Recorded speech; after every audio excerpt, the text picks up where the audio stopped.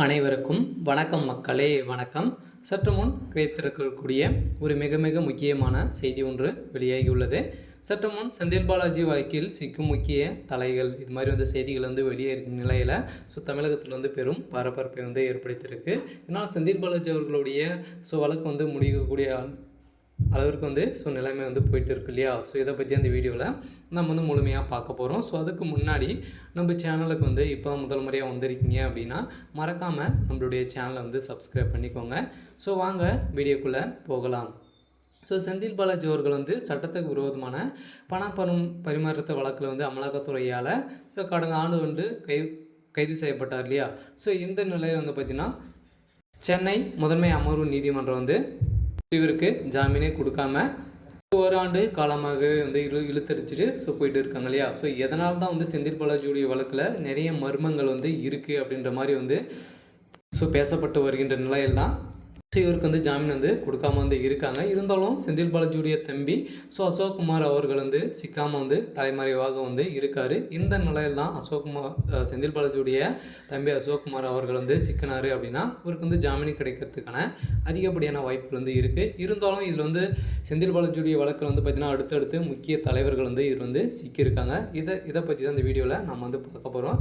இவர் செந்தில் பாலாஜி அவர்கள் சட்டத்துக்கு விரோதமான தடை சட்டத்தின் வழக்கில் அமலாக்கத்துறையால் கடந்த ஆண்டு கைது செய்யப்பட்டார் இல்லையா.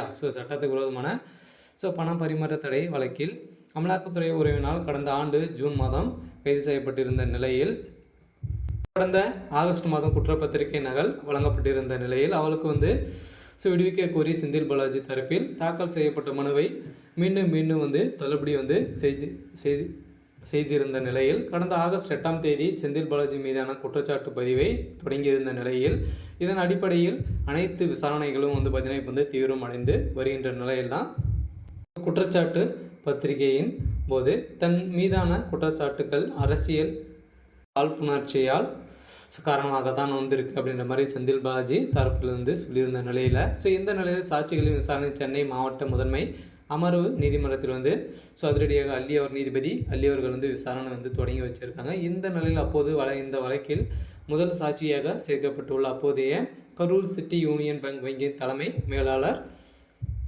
ஹரீஷ்குமார் அவர்கள் நேரில் ஆஜர்படுத்தியிருந்த நிலையில் அப்போது அமலாக்கத்துறை சிறப்பு வழக்கறிஞர் என் ரமேஷ் விசாரணை நடத்தியிருந்த நிலையில் அப்போது செந்தில் பாலாஜி மற்றும் அவரது மனைவி மேகலா மற்றும் சகோதரர் அசோக்குமாரின் வங்கி கணக்குகள் தொடர்பான விசாரணை சாட்சிகள் கூண்டில் நிற்க வைக்கப்பட்டு விசாரணைகள் நடந்திருந்த நிலையில் அப்போது வங்கி தலைமை மேலாளர் அளித்த பதில் சிலருக்கு செந்தில் பாலாஜி தரப்பில் ஆட்சேபம் தெரிவித்திருந்த நிலையில் குறிப்பாக நீதிமன்றத்தில் தாக்கல் செய்யப்பட்ட ஆவணங்களில் அசல் ஆவணங்கள் இல்லை என்றும் சில கூடுதல் ஆவணங்களை தற்போது புதியதாக தாக்கல் செய்திருக்கிறார்கள் என்று தெரிவிக்கப்பட்டிருந்த நிலையில் இதையடுத்து வங்கி தலைமை மேலாளரிடம் செந்தில் பாலாஜி தரப்பு குறுக்கு விசாரணைக்காக வழக்கின் விசாரணையை ஆகஸ்ட் 22ஆம் தேதி ஒத்திவைக்க சொல்லி நீதிபதி அவரை செந்தில் பாலாஜி நீதிமன்ற காவலை நீடித்து அதிரடியாக 55வது முறையாக செந்தில் பாலாஜியுடைய வழக்கை சொல்லி வச்சுருக்காங்க.